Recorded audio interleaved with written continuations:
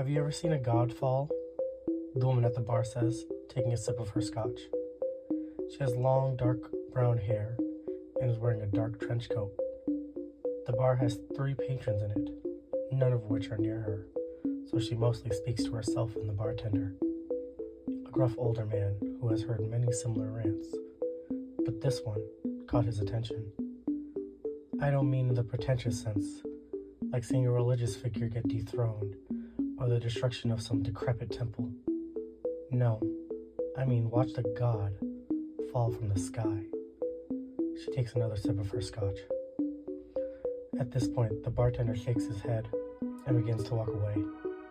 The woman scoffs as she swirls the ice cube around. No, I guess you haven't. Her phone rings. She goes into her pocket and answers.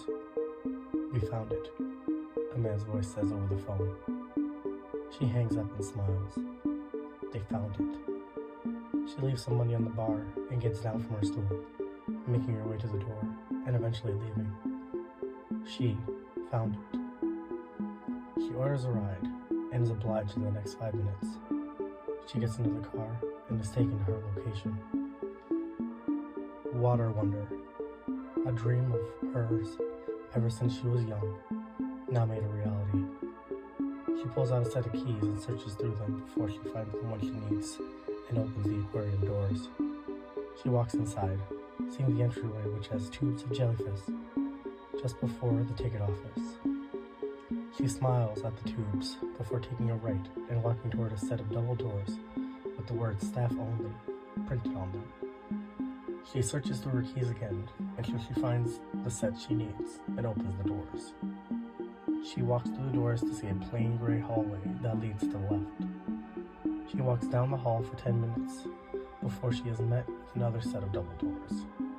She opens these doors and finds herself in the Animal Rehabilitation Center.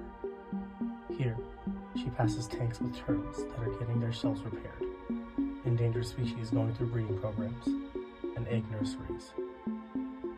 She smiles at her hard work before she takes another right at the octopus enclosure and walks towards the elevator door. She presses down on the elevator and the doors open. She steps onto the elevator, then turns to the floor panel, going through the keys once more before she finds the one she needs.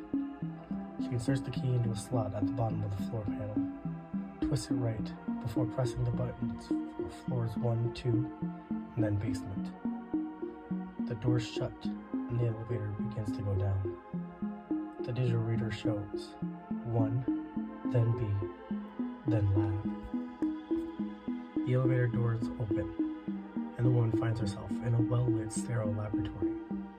She steps out and walks into the lab, where there were specimens of aquatic creatures in tanks, tables with petri dishes, and desks with computers.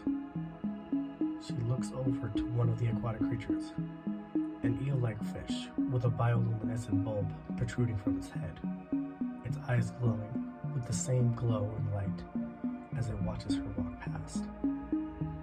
She continues further into the lab, reaching another set of doors with a small camera lens on the right side of it, the last doors to reach her goal. She leans forward to the biometric visual scanner.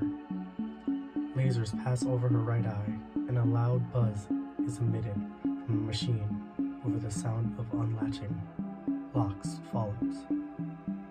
She stands up and opens the doors, where there are 2 men standing in front of a table that has a small fish tank on it. One of the men turns, a tall, thin man with short black hair and glasses. Dr. Cyrus, he says formally. Cyrus smiles at him. Dr. Conrad. She greets him as she walks forward. She looks over at the other man, Dr. Johns, then looks at the fish tank. It's remarkable, isn't it? She says with a smile. Johns stares at the creature inside, a clear, jelly-like mass with a bulbous red eye. It crawls around the tank like a worm, feeling the glass edges before crawling to the other side. I wasn't sure it was even real, John stuttered out. Cyrus chuckles. I don't blame you. Even as a little girl, seeing it for the first time, I wasn't entirely sure. Now, though, she kneels down so that she is at eye level with the small creature. Now we know you're actually here, huh, little god?